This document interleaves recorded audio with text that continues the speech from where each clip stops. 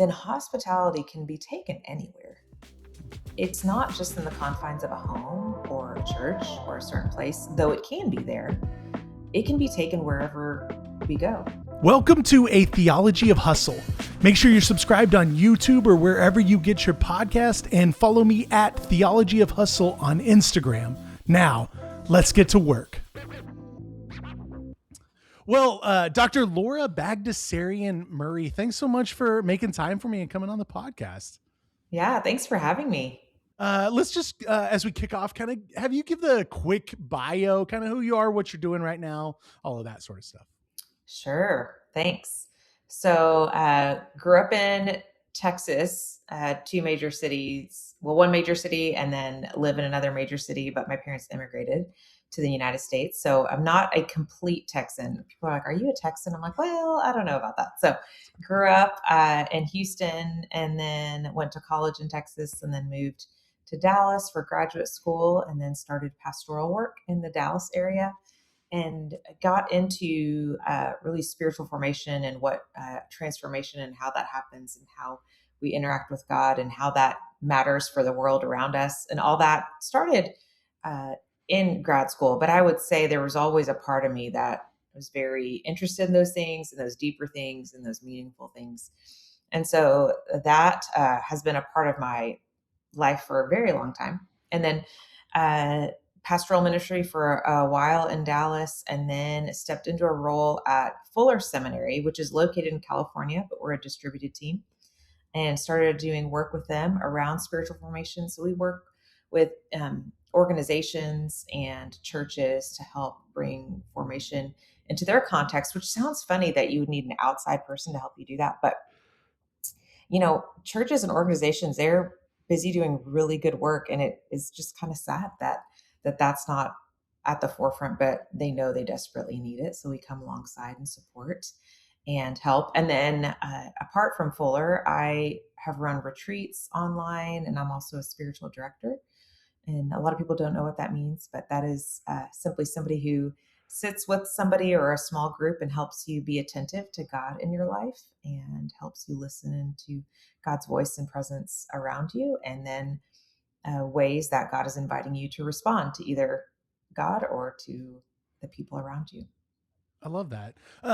I will bring back up spiritual direction then, sort of Sure. maybe at some point here as we kind of walk through your story, because spiritual direction is something that's been really impactful for both myself and my wife over the time. So I think more people need to know what that is. So we'll get to that. I'm excited to get to that. As I had you on because you have recently released a book called Becoming a Person of Welcome, and it's about hospitality, Yes. really. And I found it so striking because so much of the book kind of centers around your upbringing, being in Texas, but also from an immigrant family, right? Right.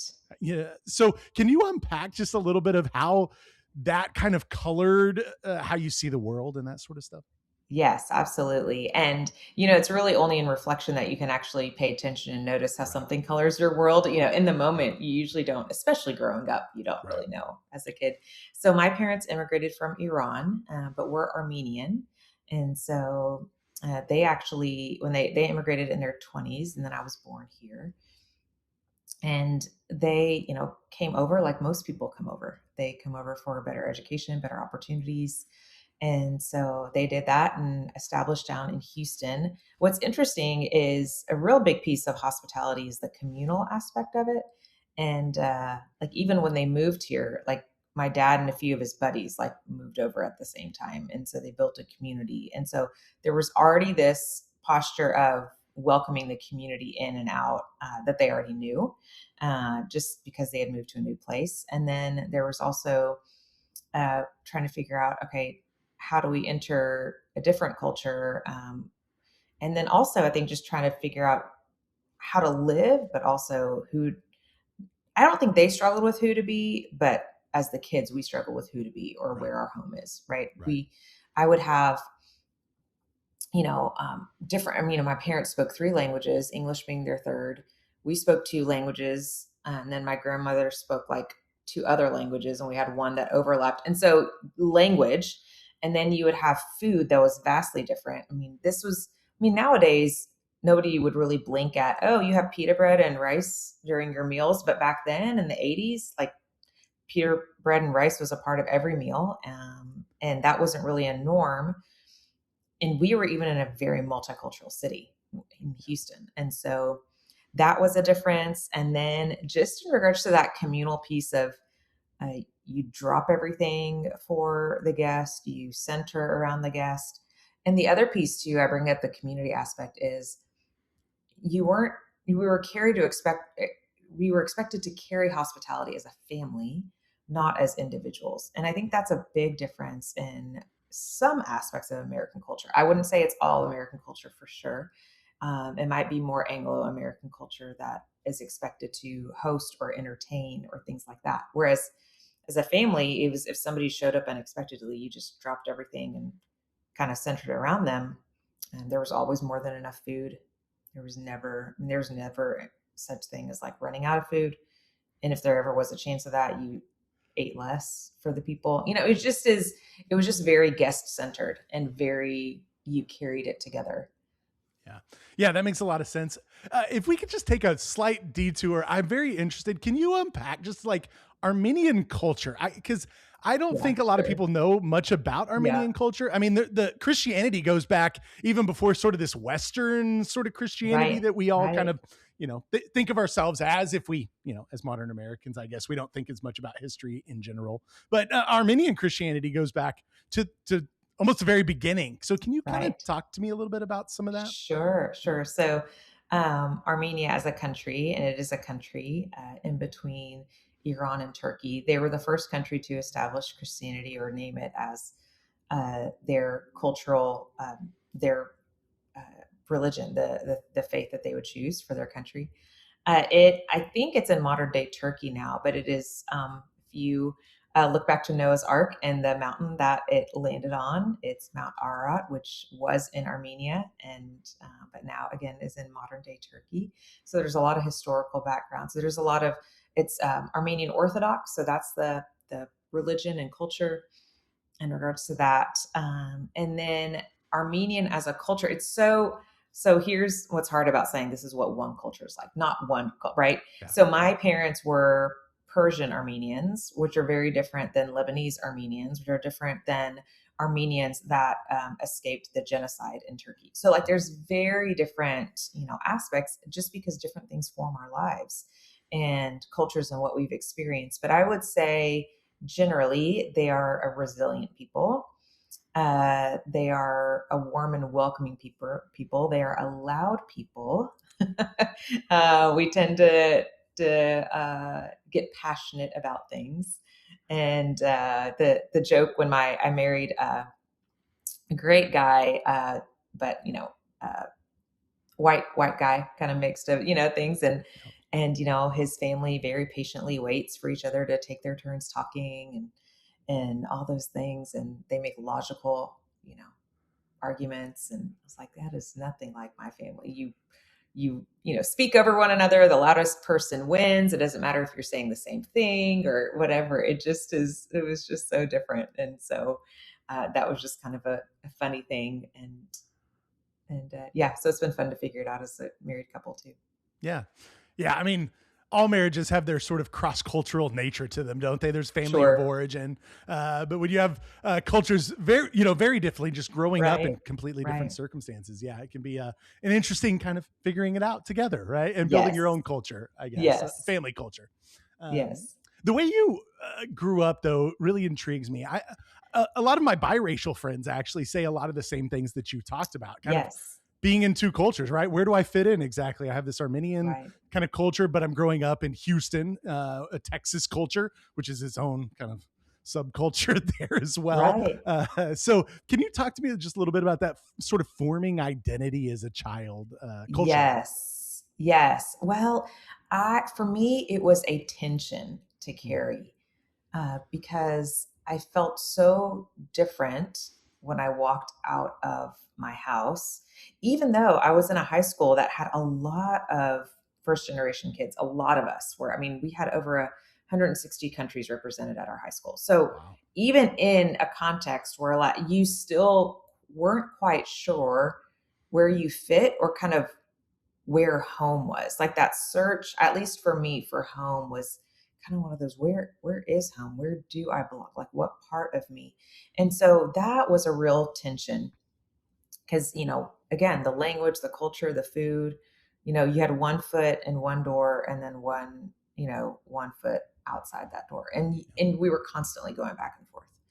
And so that was just challenging because I would run into issues like that what I said earlier, that everything's about the guest and you dropped everything for the guest. Well, there were times that I needed attention or I needed something, but I got sacrificed or I say sacrificed, but like put aside for the sake of the guest. And I didn't, so I had even this other culture of independence and valuing an individual, and then this communal, and then it would come to a head, in me. And I wouldn't know how to respond to it. I didn't know what or who, I just didn't know how to respond to it. And so I usually ended up being more hard on my parents. And I tended to be more hard on the Armenian culture than the American culture. Some people would say they're harder on the American culture than their, other. So I think it depends on the person. And I just was harder on the Armenian culture than I was on the American one.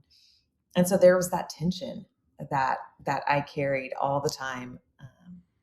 And yeah, I think even today, because I am, I don't have a strong accent. Even how I look doesn't have strong ethnic features. Right. And because I also, my skin color is somewhat of a normal, like it's not striking, right? And then the last name I took on it, so I very much am white presenting, but there's this whole part of me internally that nobody can see. So it's just I do wonder for friends that truly present their culture in how they look, how that's vastly different than me that could kind of hide a little bit, if that makes sense. Like I could hide if I wanted to. 100%. And I think both are complicated. We spend a lot of time in the adoption community. And there's children who are conspicuous, right? Like, you have three, white children and then a black child. Like, it's like, there's probably a foster care adoption situation there, but there's some kids that look like that's our story. You would not really know. And so it's complicated to be conspicuous. It's also a little complicated to be inconspicuous because you can just pass and nobody knows. And, I imagine a lot of people go through the same process I did as I was kind of reading the book. I looked at your picture and then I saw the last name and I'm like trying to sort of, contextualize all of this stuff. So I think either way that it has its challenges. Yeah. Yes, absolutely. As does all culture and all human interaction and time in history. Yeah, for sure. That's good. So in the book, you talked about yourself as a third culture kid. Mm-hmm. And a lot of my context for that is like missionary kids, right? Who are from America, go overseas, come back. There's at Bible college, that was like, there was a whole ministry for third culture kids, missionary kids. So can you talk a little bit, just like, what even is a third culture kid? Why do you call yourself that? And what does that mean? I guess. Yes, and I kind of use the definition broadly because a lot of it is used for those kids who have, let's just use our context, North American, US parents, they go, let's say, overseas to Spain to be missionaries. And so, in their home, they have the American kind of values things, but then they live in Spain and then they grow up in Spain. And so but then like if they return to college or if they, come back to the US for education, or their parents come back and their whole family comes back. And let's say they grew up in Spain from 0 to 14 years old. I mean, that is a very hard shift of kind of going, where do I belong? Because I'm supposed to be a part of this culture, but I'm not, but I grew up in this culture. And so the third culture is saying like, okay, there's a third culture they're kind of living as, and so it's, and I don't know if there's a more current phrase for that. I don't know if there's something more current that includes more, but when I learned about that many years ago, I thought, oh, there's a lot of similarities. Mm-hmm. Like I can resonate with this, even though I'm not going back to another culture, but I am wrestling with trying to figure out where I belong. So it's a little adaptation of that.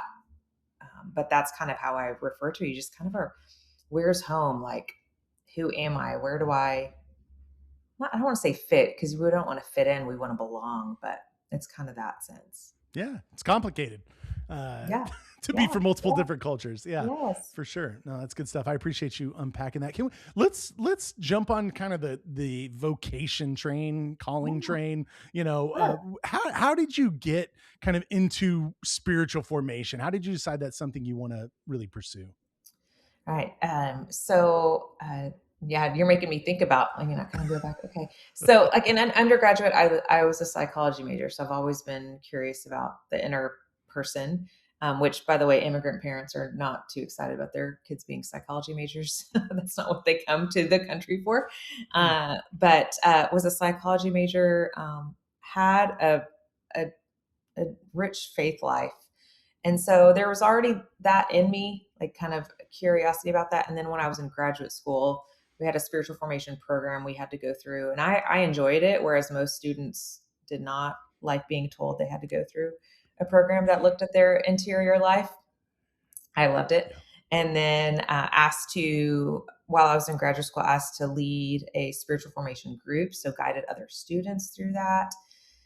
And then it was just a part of, again, I was curious, I would pick up things by Henry Nouwen and Brendan Manning. And,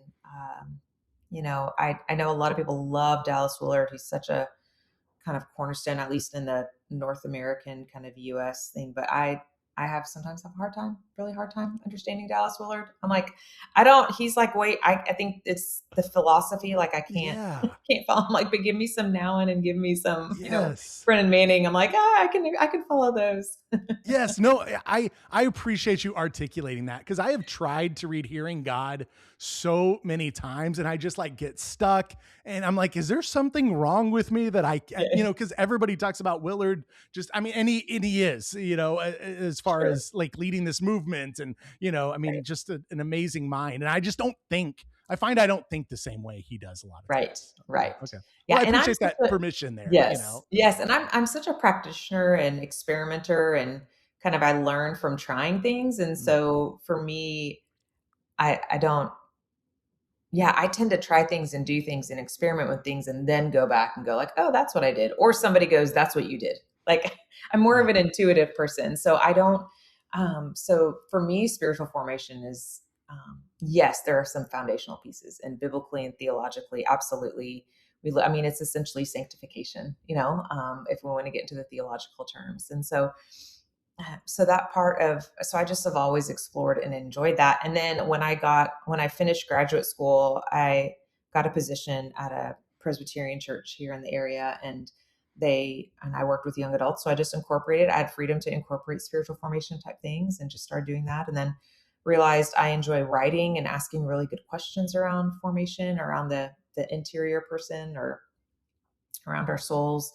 But here's the funny thing is that, spiritual formation, it tends to be very, well, it has been very heady, right? Very intellectualized, so bringing in, the transformation piece, like it's not just our minds that are transformed, it's all of us.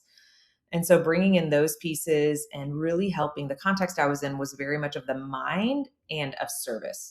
So thinking and doing, and I lead with the heart. So I and had to, again, this is where background comes in regards to having to contextualize things. I had to contextualize scripture and practices in order to walk them from the head to the heart, in order to journey with them, in order to guide them. And so I think a lot of spiritual formation as well isn't just the practices. It isn't just, hey, here are the 5 things you need to do. Like, what group are you a part of, or who are the people that are helping you guide you in your formation? How is the Holy Spirit guiding you in your formation? I think a lot of times we think about spiritual formation that's just like, okay, we got to do it, we got to set up these things, and yes, we have a role in it, but it's really God that's leading it. And so how can we be attentive to him? So that was part of my context in the church. And I had opportunities to do a lot of writing, to write devotionals for Lent, to so a lot of it started to come out in writing, and I didn't even know. I wasn't an English major. I mean, math is kind of my thing, and psychology. So, but I ended up writing, and people found it incredibly helpful. And And I received that feedback. And I was like, oh, okay. And then I got into spiritual direction and training in that way, and started exploring that a little bit more, and realized like, oh, this is spiritual direction really should be in the church at large. Like it really shouldn't be a professionalized type thing, but it is. Yeah. So, so got into that. Okay. Yeah, that's good. I appreciate that. You're hitting on so many like really important points, and a lot of what you're hitting on, for most, and I'm going to speak for most white Americans, like are stuff we don't think about. Like in general, we don't think about being an individualistic society because it's the water we swim in, right? We do Right. like it's Right. all around us, right? So intellectualism, when it comes to our Christianity, is another one of those things, right? And you're Mhm. talking, so we're so much more comfortable with ideas and thoughts than we are with emotions. I'm very much in that camp. You know what I mean? Like emotions are hard or complicated, but we tend to think things. That's why, a lot of our services are sermon centric, right? This is the mental side of what we do, and you're showing people kind of a mirror of like, no, actually, your default is individualism. Your default is intellectualism. So how do we kind of break those things down and allow God to like speak into those? Would you kind of resonate with that? Yeah, I had not thought about it that way or put it that way, but yes, yes. And those in and of themselves are not necessarily bad things. Right. It's just when it's overemphasized, or that's all that's relied upon or seen as that is the primary way. Because we haven't even touched on spiritual formation in the body. I mean, the body communicates loudly and probably the most clearly to us, Mm. and yet we don't pay attention to it. And we're just now starting to pay attention to it. And by body, you mean our actual physical bodies, Physical not like the, body. yeah. Okay. Yeah. Yeah. I mean, this is coming, I assume, along the lines of a lot of trauma work that's being done, right? Body keeps the score, that sort of thing. That's interesting. Okay. I think maybe now that we're kind of into this and talking about it, I want to step back and just have you maybe define spiritual formation for people, because I think maybe even those words aren't as common in our lives. And then I would love to see how that definition of spiritual formation leads to the practice of spiritual direction, and kind of like draw a little bit of that arc, if that Yeah, if that works for sure, you. Yeah. sure. So I don't have my like textbook definition in front of me that I've worked on, but Sure. spiritual formation is essentially how we are formed to become more and more like Christ for the Mm. sake of serving others.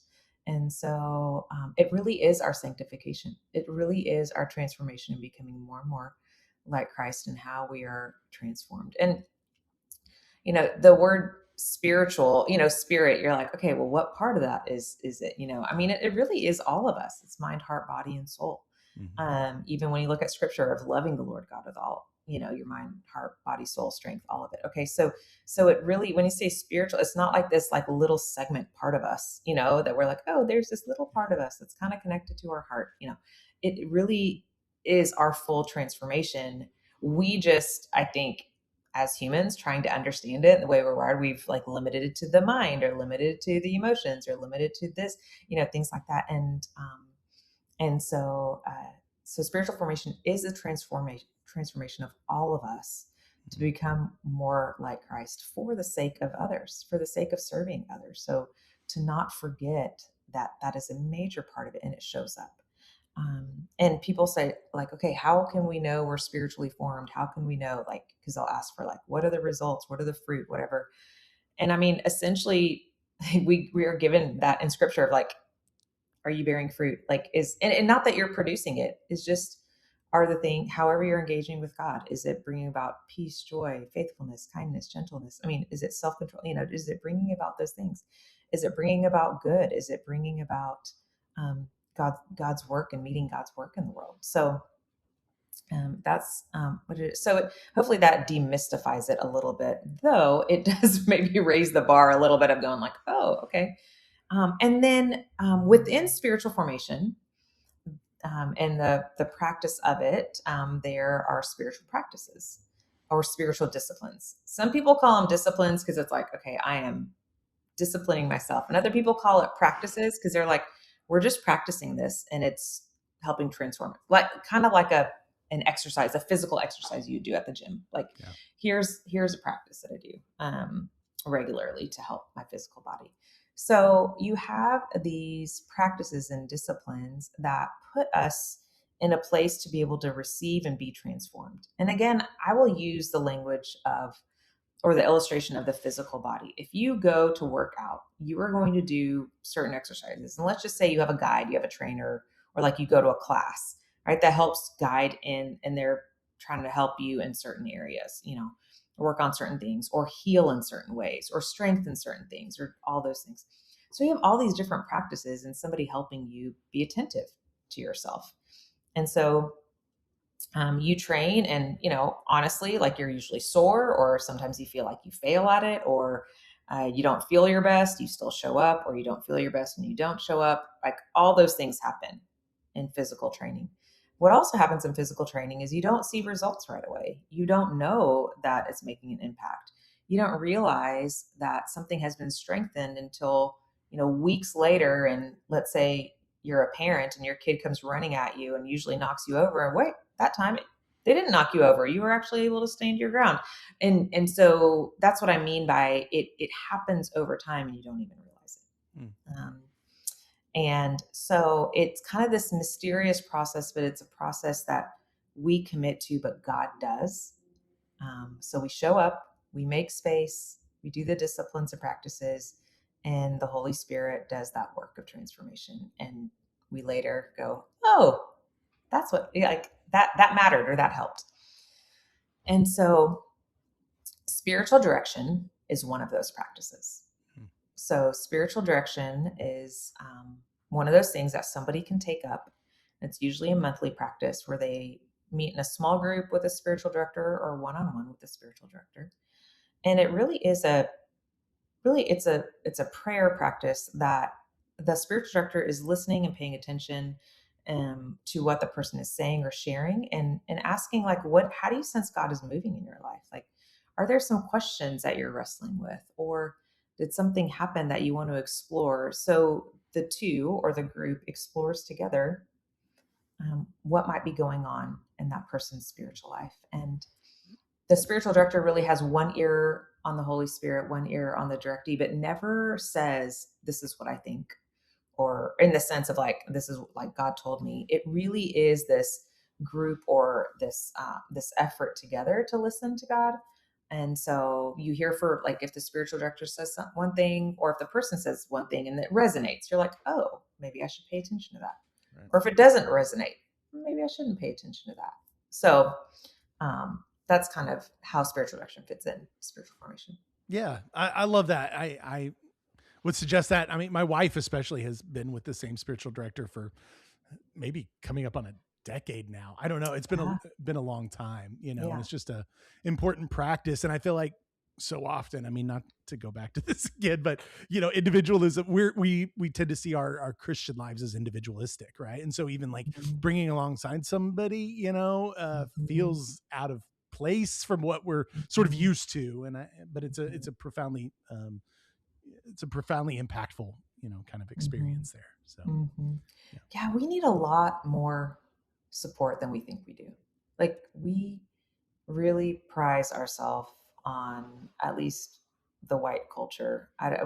There's really a prize on doing it yourself, doing it all by yourself, or thinking you're weak because you need support. And so I think the more and more not only we need support, we're created for support. Like, we're created in that way. Like, God actually created us to need one another and to have those people. And so that really is, something that's so negative about individualism, or the narrative that we need to do it all ourselves. Yeah, none of us wants to be needy, right? And being seen as needy implies weakness. I always wonder if that's not part of what Jesus was talking about when he was talking about being like one of these little children. Because one thing children are not short of is having needs and expressing their needs frequently, right? And so I wonder if there's a little bit of like, come to me and just like be needy, like need me, need others, Yeah. Mm-hmm. They are needy. and they don't mind expressing it for They do sure. not. They do not. They do not.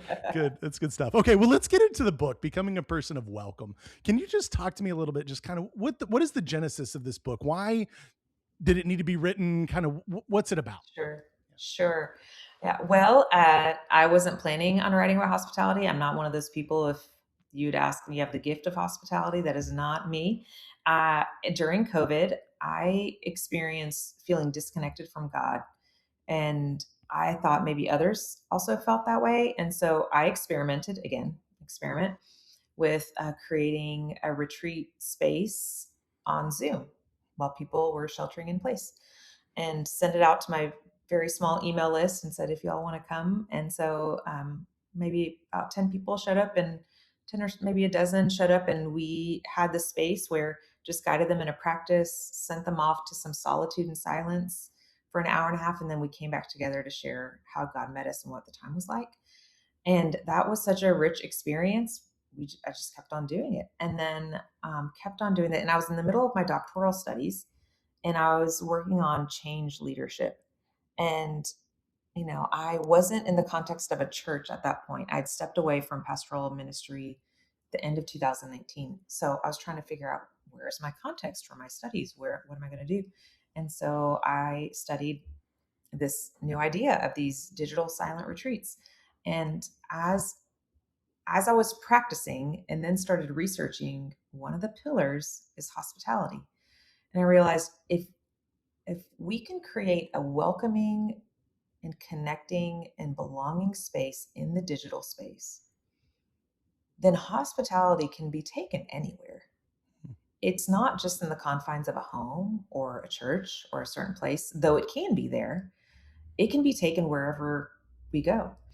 And I ran across a professor at Fuller Seminary who talked about hospitality as a posture of the heart that we can carry wherever we go. And so that just started the research and the stirring. And so I went into scripture too, and I started reading hospitality and how it operated, how it was more communal than individual, and what it looked like. And then started seeing how Jesus was hospitable and how really he took hospitality, right? He didn't have a home. I mean, he carried it with him as he welcomed people. And so that started really those retreats and practicing them, and then having to dig deeper into this pillar of them, and then realizing, wow, it is far more expansive than what we have limited it to. Mm-hmm.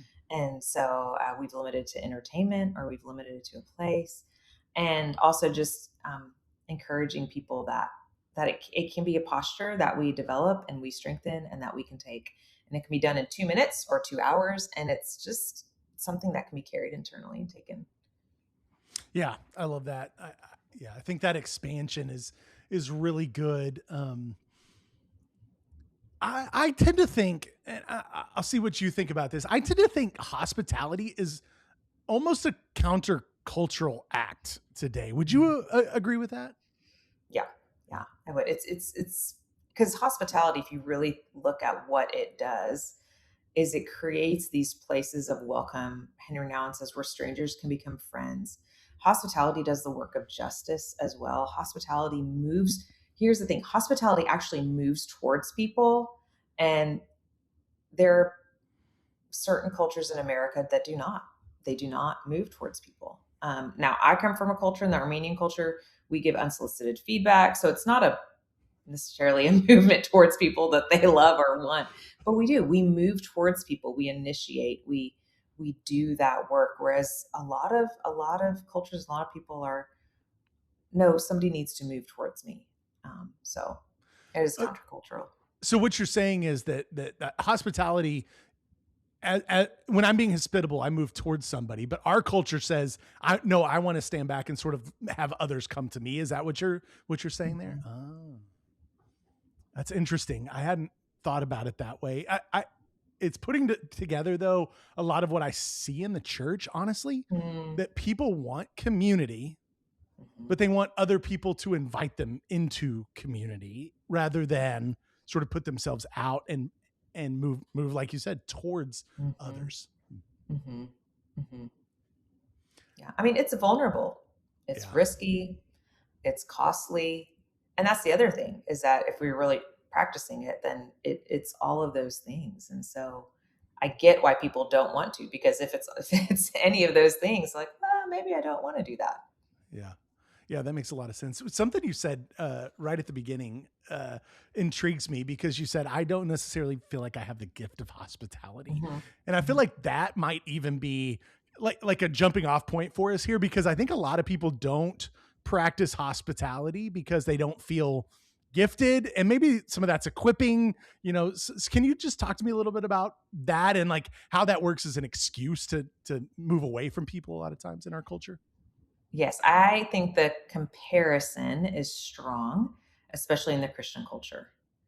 It's who has the home, who has the means, who has this. So there's, I think, a lot of comparison of our physical spaces, and a lot of shame around our physical spaces, that, oh, I don't have a house like this person has, or I don't can't do this like this person has. And so that's so limiting, right? To say it's just the physical space. Now, there are some amazing physical spaces that are incredibly hospitable, where somebody has thought about the paint color, the view, so there is amazing thoughtfulness that can be great.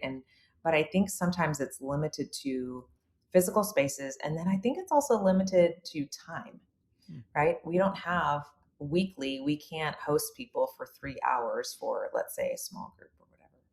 So I think that limitation as well. And so, or even the limitation of, in the book I talk about a single woman who, she's like, I'm not gonna have people in my, and so, yeah, limiting it to a gift limits it to people, and then even beyond that, you limit it to the comparison of what people have and don't have. And then sometimes that comparison leads to a shame, which goes, I'm not gonna host or do anything. So I think there's a lot of layers to it. Yeah, So and it is vulnerable. it Yeah. for sure it's vulnerable, and you kind of give these equations maybe of like, the space plus the food equals, Right. hospitality, or whatever, these kind of dichotomies. And I think so many people with their space see it as like Mhm. unacceptable. It's not clean enough. Like, people are going to be judging me. I don't have the right food. I'm not good at cooking. Whatever it is. And like those, like, we just put these barriers upon barriers to actually being hospitable a lot of times. Right. Mhm. Yeah. Mhm. Mhm. And I think too, honestly, I think those barriers are, I think they help just kind of cover up kind of maybe some deeper things of like insecurities or vulnerabilities that we actually have internally. Because I've been to places that are incredible, but felt so not seen, Yeah. not valued, not heard. And I'm like, I don't care if somebody invites me back to that space. I don't want to go. And then I've been to places that are nothing, nothing spectacular, but I've been seen and welcomed and warmed and all those things, that you're sitting there going, oh, I'd love to hang out with this person anywhere. I don't care where it is. And so it's not, again, the space absolutely can be used, but it's not limited to that. It really is about the human interaction and the people and the preparation and the intention of seeing people and caring for them. That's what lasts, and that's what carries. Yeah. And you almost talk about these like kind of prerequisites, I guess, to hospitality. Can you unpack just a little like slowness and some of these things? Like, Yeah. can you talk about a little bit about that? Yeah. Yeah. And you said the word prerequisites. I'm like, Yeah, yeah. oh Sorry. no. Yes, maybe not. Maybe Maybe I was, setting us up for success. Ways to yeah, set us yeah, up for yeah, for success. sure. Yes. For sure. Right. I think too, um, slowing down to see the other person, and then to also see that God is at work. Even in the work of spiritual direction, I would be presumptuous to think that the 1 hour that I have with this person or with this group is the only time that God is speaking, Hmm. is the only time that God is at work. And so, really, our preparation is to be attentive to people, what they might need, and also to be attentive to what God might have for them, and then be attentive to ourselves and say, okay, where are these coming together, and what part do I need to play? And so we can't do that unless we slow down. We can't. You Yeah. cannot observe well, you cannot hear well, you cannot notice unless you've slowed down.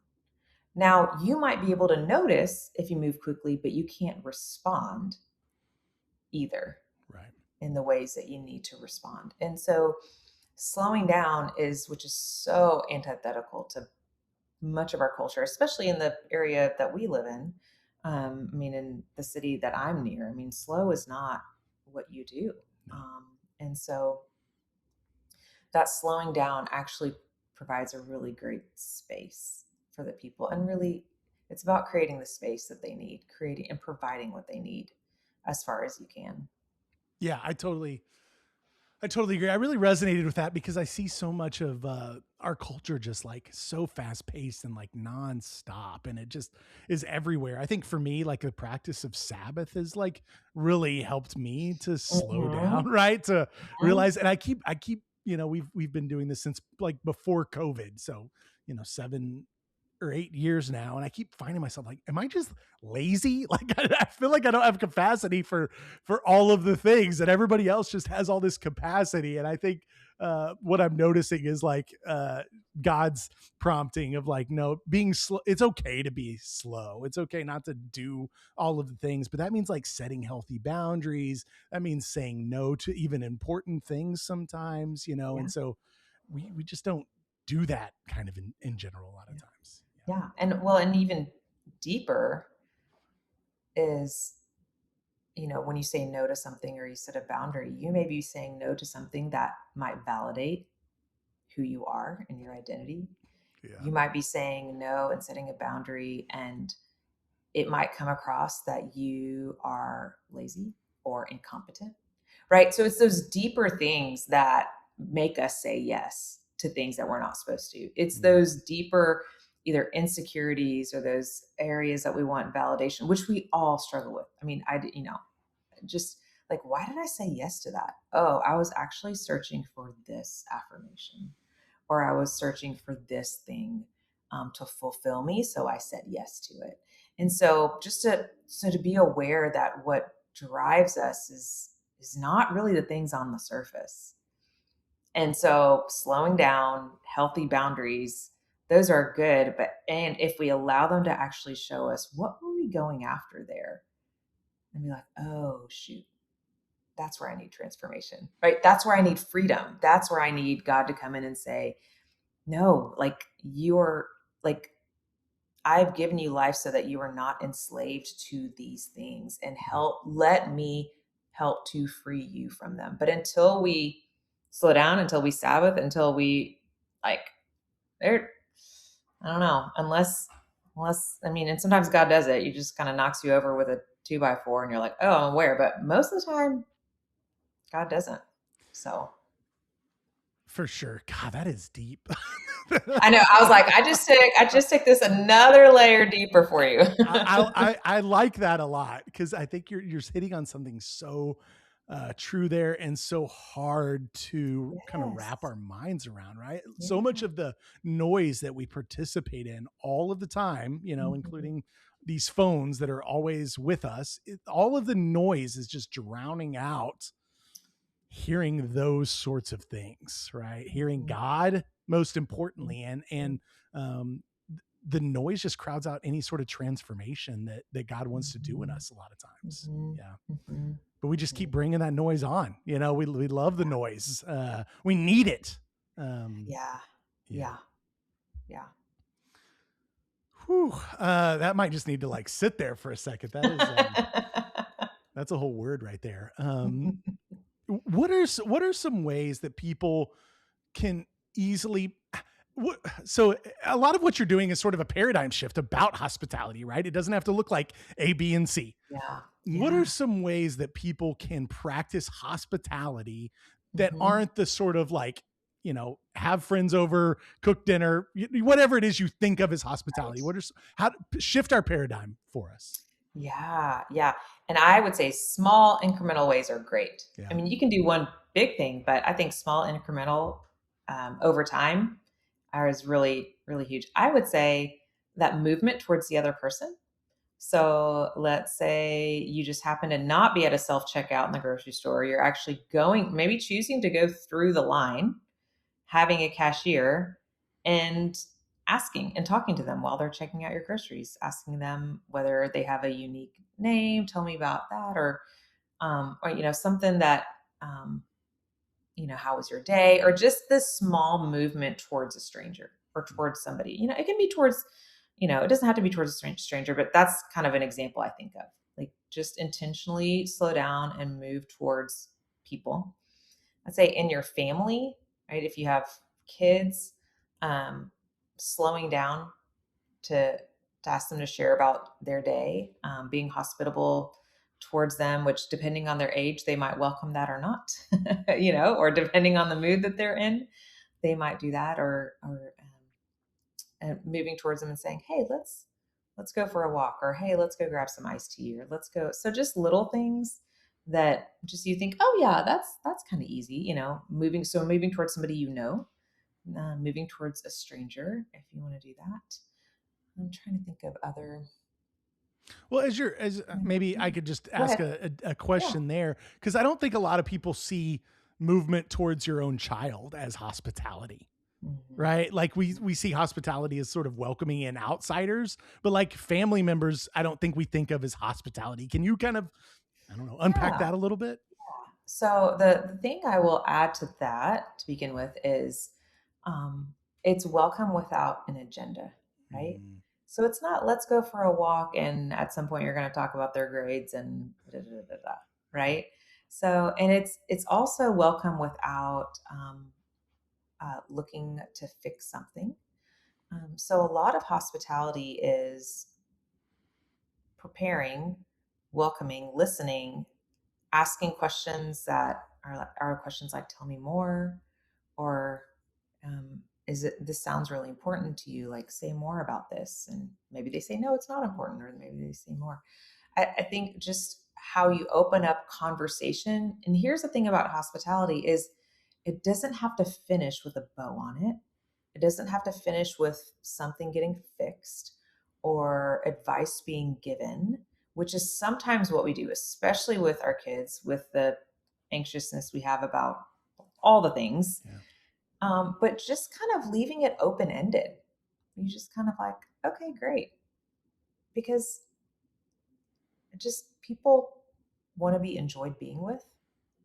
And I think we've lost that a little bit of just the being with people without either a agenda or a goal, or goals are good, agendas are fine, but just holding the space open.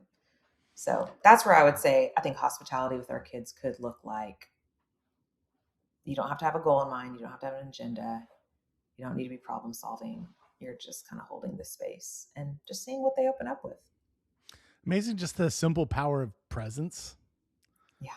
Yeah. Yeah.